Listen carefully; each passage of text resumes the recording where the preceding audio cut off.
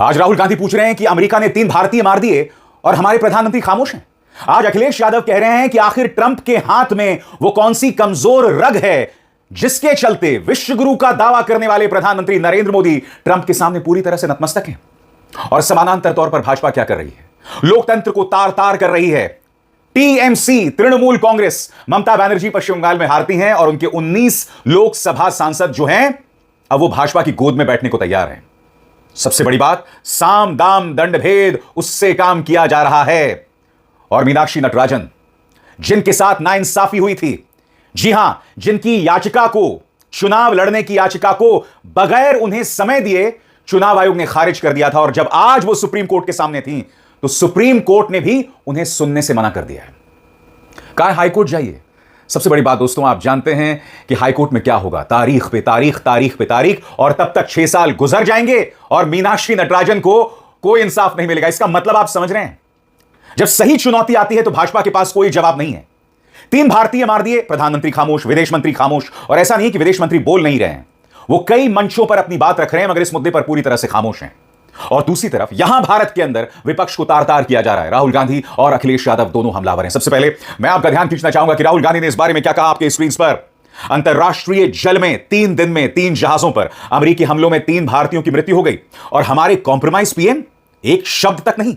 जब कोई विदेशी ताकत किसी भारतीय की हत्या करे तो प्रधानमंत्री को बोलना पड़ता है, लेकिन मजाल है जो ये एक शब्द बोल पाए। अगले हफ्ते G7 में हमारे नाविकों की हत्या के बस चंद दिनों बाद मोदी जी मुस्कुराएंगे, गले मिलेंगे और समझौते करेंगे, मगर उन 3 भारतीयों के लिए उनके पास एक शब्द भी नहीं है। कॉम्प्रोमाइज पीएम भारत माता के बेटों की रक्षा नहीं कर सकते क्योंकि जिन्होंने उन बेटों की जान ली उन्हें नाराज करने की इनमें ना हिम्मत है और ना ताकत। अखिलेश यादव ने भी ताना मारा कि आपने विश्व गुरु बनने का मौका खो दिया क्योंकि आप ट्रंप के सामने पूरी तरह से नतमस्तक हो गए। सुनिए क्या हुआ। विश्व गुरु बनने का मौका खो दिया और जब नहीं बन पा रहे हैं तो सोचिए आपको अमेरिका से क्या क्या सुनना पड़ रहा है। आपको अमेरिका के राष्ट्रपति जो कह देते हैं वो भारत स्वीकार कर लेता है। सोचो, हमारा देश दुनिया में सबसे बड़ा देश है बाजार के मामले में। हम ये नहीं कहते आबादी के मामले में, बाजार के मामले में दुनिया में सबसे बड़ा देश है हमारा। मगर दूसरी तरफ यहां दिल्ली में क्या हो रहा है दोस्तों, मैं आपको बताता हूं। मीनाक्षी नटराजन की याचिका आज सुप्रीम कोर्ट आती है। सुप्रीम कोर्ट से उन्हें बेतहाशा उम्मीदें थीं।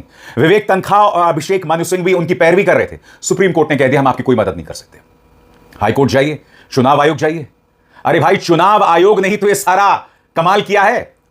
सीधा सा सवाल, परिमल नाथवानी, उनकी याचिका में भी कई खामियां थी। उन्हें मौका मिला, 24 घंटे मिले, मगर मीनाक्षी नटराजन को वो तक नहीं मिला। आज मीनाक्षी नटराजन क्या कह रही है मैं चाहता हूं आप सुने। वो कह रही है कि मेरी नाराजगी सुप्रीम कोर्ट से नहीं है, मेरी नाराजगी चुनाव आयोग से है, मगर आप जानते हैं उनके दिल में क्या है। सुनिए उन्होंने क्या कहा। ये सेटबैक जो है वो लोकतंत्र के साथ हुआ है, इस देश के संविधान के साथ हुआ है, जो इलेक्शन कमीशन ने किया है। मेरा कोई आरोप माननीय उच्चतम न्यायालय के ऊपर नहीं है, उन्होंने तो अपना एक निर्णय दिया, लेकिन इलेक्शन कमीशन के रिटर्निंग ऑफिसर्स कॉम्प्रोमाइज थे। ये मैंने पहले दिन भी कहा। इलेक्शन कमीशन ऑफ इंडिया के पास जब हमारे लोग गए तो उन्होंने 48 घंटे तक भी कोई जवाब नहीं दिया। माननीय उच्चतम न्यायालय ने कम से कम हमारी बात की सुनवाई की और उस पर अपना एक फैसला दिया, लेकिन चुनाव आयोग इस तरह से मिला हुआ है कि उन्होंने उसके लिए कोई अपनी तरफ से कोई जवाब तक नहीं दिया। और आज तो ये भी ताज्जुब की बात है कि हमारा जो मामला चल रहा है वो रिटर्निंग ऑफिसर्स और इलेक्शन कमीशन के खिलाफ था, लेकिन आज स्टेट और मध्य प्रदेश ने अपना भी वकील खड़ा किया। तो इससे आराम से समझ में आता है कि क्या साठगांठ चल रही है और क्या कहां पर हो रहा है। और दूसरी तरफ यहां दिल्ली में बवाल हुआ दोस्तों। सबसे पहले वो मंजर देखिए जब मध्य प्रदेश कांग्रेस के अध्यक्ष जीतू पटवारी पुलिस के साथ टकराते हैं। देखिए,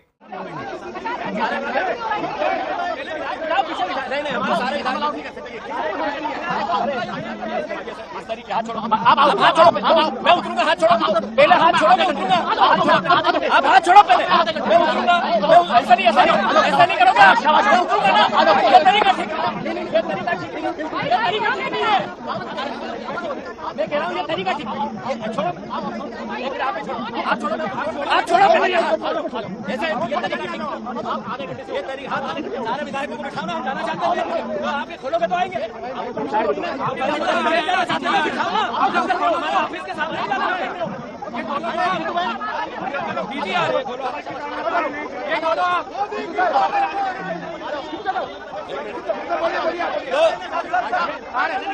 मैं उतर रहा हूँ भाई, समझ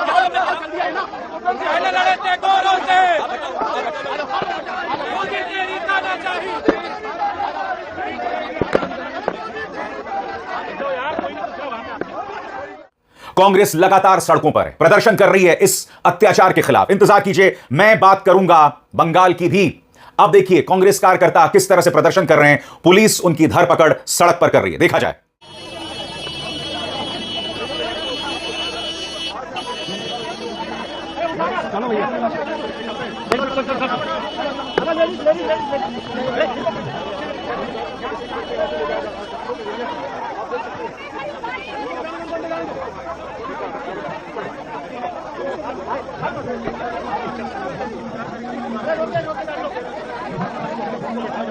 और अब एक जरूरी संदेश, सच के इस सफर में मेरा साथी बनिए, मेरा चैनल ज्वाइन कीजिए और इनमें से एक विकल्प, एक ऑप्शन चुनिए। शुक्रिया। दोस्तों, अब मैं आपको बताना चाहता हूं कि आज सुप्रीम कोर्ट में दरअसल हुआ क्या, कैसे मीनाक्षी नटराजन को जो उम्मीद थी सुप्रीम कोर्ट से, सुप्रीम कोर्ट ने उसे खारिज कर दिया। गौर फरमाइए, सुप्रीम कोर्ट ने कांग्रेस नेता मीनाक्षी नटराजन की मध्य प्रदेश राज्यसभा उपचुनाव के लिए नामांकन रद्द किए जाने को चुनौती देने वाली याचिका खारिज कर दी। कोर्ट ने कहा कि नामांकन पत्र खारिज होने को चुनौती आमतौर पर इलेक्शन कमीशन या इलेक्शन पिटीशन के जरिए ही दी जानी चाहिए। कोर्ट ने यह भी कहा कि अगर नामांकन खारिज करना पहली नजर में स्पष्ट रूप से गलत था या खुले तौर पर गैर कानूनी भी लगे, तब भी वो अनुच्छेद 32 के तहत कोई विशेष छूट नहीं देता। सुप्रीम कोर्ट ने दोहराया कि अनुच्छेद 329 भी चुनाव प्रक्रिया के दौरान न्यायिक हस्तक्षेप पर रोक लगाता है, इसलिए अदालतें चुनाव के बीच में दखल देने के लिए अलग अलग श्रेणियां नहीं बना सकती। कोर्ट ने कहा कि यह सिद्धांत पहले भी कई बार फैसलों में अपनाया जा चुका है, जिसकी शुरुआत एनपी पोन्नुस्वामी मामले में हुई थी। साथ ही कोर्ट ने साफ कर दिया कि याचिकाकर्ता के सभी अधिकार और दलीलें चुनाव याचिका में उठाई जा सकती हैं और इस आदेश में की गई टिप्पणियां उस प्रक्रिया को प्रभावित नहीं करेंगी। अब मैं आपके सामने कुछ तथ्य रखना चाहता हूं दोस्तों, इस पर गौर कीजिएगा, क्योंकि यह गजब का मास्टर स्ट्रोक है। मगर मीनाक्षी नटराजन के साथ जो नाइंसाफी हुई है और सुप्रीम कोर्ट से जो उम्मीदें थी वो भी धूमिल हो गई। मगर अब जो मैं बताने वाला हूं दोस्तों कि कितनी बड़ी नाइंसाफी हुई है, आपको मेरे इन अल्फाज से स्पष्ट हो जाएगा। गौर फरमाइए, सुप्रीम कोर्ट ने मीनाक्षी नटराजन की राज्यसभा नामांकन रद्द किए जाने के खिलाफ याचिका खारिज कर दी और कहा कि उन्हें हाईकोर्ट में चुनाव याचिका दाखिल करनी चाहिए। ऐसी याचिका पर फैसला आने के कम से कम 2 से 3 साल लग सकते हैं, फिर उसके बाद अपील भी होगी। तब तक तो राज्यसभा का कार्यकाल ही खत्म हो जाएगा। चुनाव आयोग शायद यह कहकर हाथ खड़े कर ले कि मामला कोर्ट में विचाराधीन यानी सब जुडिस है। कुल मिलाकर इसका मतलब यह हुआ कि कोई रिटर्निंग ऑफिसर पहली नजर में मनमाने तरीके से किसी उम्मीदवार को अयोग्य ठहरा दे और उसके खिलाफ तुरंत कोई प्रभावी कानूनी उपाय भी ना हो। मैंने क्या कहा दोस्तों आपको? मैंने यही तो बताया आपको, चुनाव आयोग का एक छोटा अधिकारी विपक्ष के खिलाफ कुछ भी कर सकता है और यहां कोई जवाबदेही नहीं है। और दूसरी तरफ कोलकाता में क्या हो रहा है? पवन खेरा ने दोस्तों एक वीडियो पेश किया है, मैं चाहता हूं पूरे स्क्रीन पर वीडियो देखिए। बताया जा रहा है, पवन खेरा का यह दावा है कि यहां पर ईवीएम्स जल रहे हैं। एक एक्सीडेंट हुआ और इस इमारत के अंदर ईवीएम्स थे। पवन खेरा इस आग पर सवाल कर रहे हैं। विपक्ष का सवाल है, ईवीएम्स जल रहे हैं जिनका इस्तेमाल चुनावों में हुआ था। ऐसा कैसे हो सकता है दोस्तों? ये कैसा इत्तेफाक है कि जिन ईवीएम्स का इस्तेमाल हुआ, कम से कम जो दावा यहां पवन खेरा कर रहे हैं, वो जल गए। आप समझ रहे हैं दोस्तों? और ये कहां हो रहा है दोस्तों? पश्चिम बंगाल में हो रहा है। पवन खेरा यहां दावा कर रहे हैं 4000 ईवीएम्स जल गए। मैं भारतीय जनता पार्टी से सवाल पूछना चाहता हूं, अगर वाकई इस इमारत में ईवीएम्स हैं और ये जल गए तो कैसे जल जाता है साहब? आग कैसे लग जाती है? कैसे लग जाती है? ममता बनर्जी चुनाव हारते हैं, ईवीएम्स जलने लगते हैं। उसके बाद उनके 19 सांसद जो हैं, बाकायदा साहब ये लिस्ट जारी हो गई है, देखिए इस लिस्ट में दस्तखत हैं तृणमूल कांग्रेस के लोकसभा सांसदों के, जो अब भाजपा के साथ मिलने जा रहे हैं, जो भाजपा का साथ देने जा रहे हैं। इसमें यूसुफ पठान और कई मुस्लिम सांसद भी हैं। इसमें वो तमाम सांसद हैं जिन्हें भाजपा देश विरोधी, मुस्लिम परस्त और न जाने क्या क्या बतलाती थी। आज ये लोग बेशर्मी से भाजपा में शामिल हो रहे हैं। मैं चाहूंगा कीर्ति आजाद, जो अभी ममता बनर्जी के साथ खड़े हैं, by the way Shatrughan Sinha भी ममता बनर्जी के साथ खड़े हैं, क्योंकि पहले खबर आई थी कि वो भी उन 19-20 सांसदों में शामिल हैं, मगर अब उन्होंने कहा कि ममता बनर्जी के मुझ पर बहुत एहसान है, लिहाजा मैं उनके साथ खड़ा हूं। क्या कहा शत्रुघ्न सिन्हा ने वो मैं आपको सुनाऊंगा, मगर पहले सुनिए कीर्ति आजाद क्या कह रहे हैं। बता रहे हैं कि ये ऑपरेशन लोटस फेल हो चुका है, धमकाया जा रहा है तमाम सांसदों को और उस धमकी के चलते वो लोग दस्तखत कर रहे हैं। सुनिए क्या कह रहे हैं कीर्ति आजाद। जिस तरीके से जिन एमपीओ ने साइन नहीं किया था, उनके घर में बीजेपी के लोग बैठे हुए थे, पुलिस बाहर से गार्ड कर रही थी उनको। बहुतों को तो घर तोड़ दिए गए, भंगचूर कर दिया गया, फैमिली को डराया धमकाया गया। बहुत सारे तो डर गए हैं। लिस्ट देख लो, पहले 8 तो मान गए जो थे, उसमें 3 है। भापी हालदार है जिसका तो घर पर पूरा तोड़ दिया, तो काँप रहा था, फर्स्ट टाइम का एमपी है, यंग आदमी है, उससे साइन किया है। 2 लोग और हैं। अब आप देख लो तो पहले 8 अलग इंक में है, दूसरे 14 से 18 दूसरे इंक काले में है। उसमें भी 3 मुसलमान एक साथ में हैं। अब बीजेपी को उनकी भी ज़रूरत पड़ गई, वैसे गाली देते हैं, 2/3 चाहिए उनको। मिताली बाग का भी वही हाल किया है इन्होंने, वो भी फर्स्ट टाइमर है बेचारी, गांव से आई, खेतों में रही भी है, उसका भी भंगचूर, पूरा भंगचूर मतलब तोड़फोड़ कर दिया। माला रॉय लेटेस्ट हैं जो परसों जिन्होंने साइन किया है, शाइनी अलग से करके गई, मिली नहीं लेकिन अलग से करके गई, रात को भूपेंद्र यादव से मिली परसों वो, उसके बाद वो कल चली गई है। तो यह अलग अलग है और सारा ये निशिकांत दुबे के घर से हो रहा है, मुझे मालूम है, उसके घर में आदमी है मेरा जो मुझे बताता है क्या है क्या नहीं। अब आज बता ही देना चाहिए, प्रकाश बारीक भी जो जिसने रिजाइन किया वो भी निशिकांत के घर के बाहर से। अब निशिकांत तो अच्छा बिजनेसमैन है, उसके पास काफ़ी पैसा है, मैं जानता हूँ उसको, मेरे घर का ही है, छोटे भाई की तरह है, लेकिन उसका पता है खेला क्या है, मास्टर है वो, नेहरू को बहुत प्यार करता है। तो वो सारी चीज़ें तो सामने आ ही रही हैं। पहले भूपेंद्र यादव से मिलो, फिर शुभेंदु अधिकारी फूल लेकर के जाए, तो ये तो मालूम है बीजेपी का खेल है। इसमें ब्रेकिंग न्यूज़ क्या है यार, ये तो बताओ। अब मैं चाहूंगा आप सुने क्या कह रहे हैं शत्रुघ्न सिन्हा। उन्होंने कहा कि ममता बनर्जी से या ममता बनर्जी का साथ छोड़ने का तो सवाल ही नहीं पैदा होता, मगर बड़ा प्रश्न, वो इतने दिनों तक खामोश क्यों थे?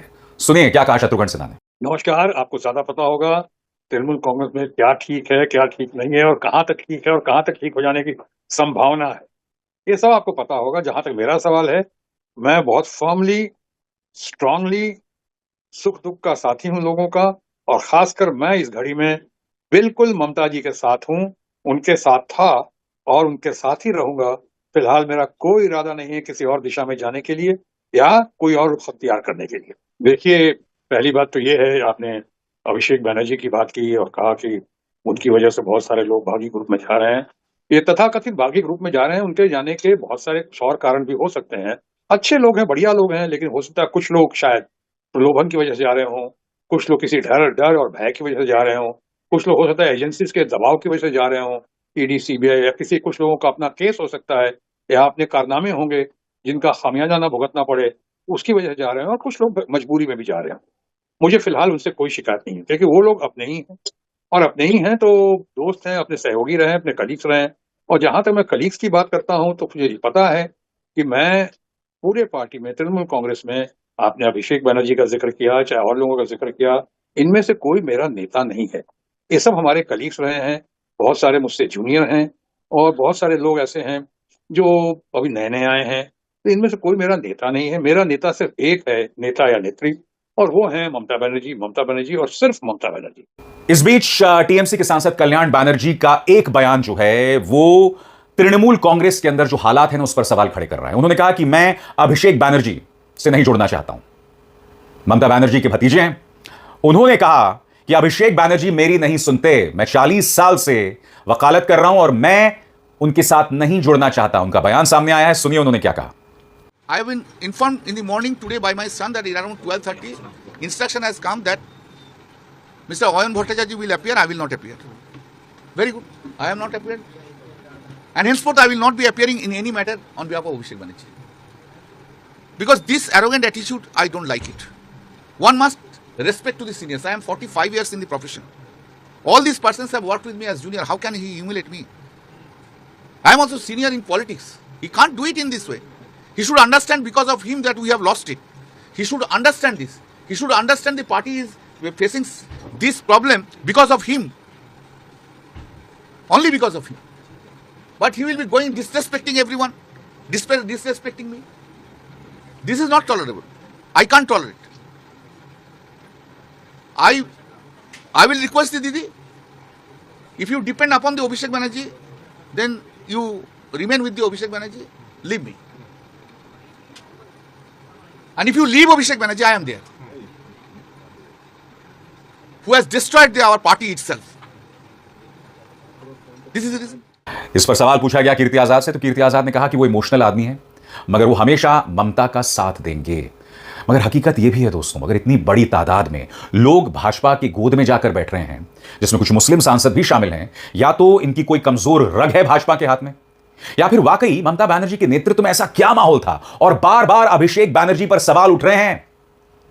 ऐसी क्या नफरत टीएमसी के सांसदों में है अभिषेक बनर्जी को लेकर, यह भी अपने आप में वाजिब मुद्दा है जिसे हम खारिज नहीं कर सकते हैं। जो भी है, क्या ममता बनर्जी इसके बाद राजनीतिक तौर पर खत्म हो जाएंगी? क्योंकि कांग्रेस ने स्पष्ट कर दिया है कि टीएमसी कांग्रेस में शामिल नहीं हो रही है।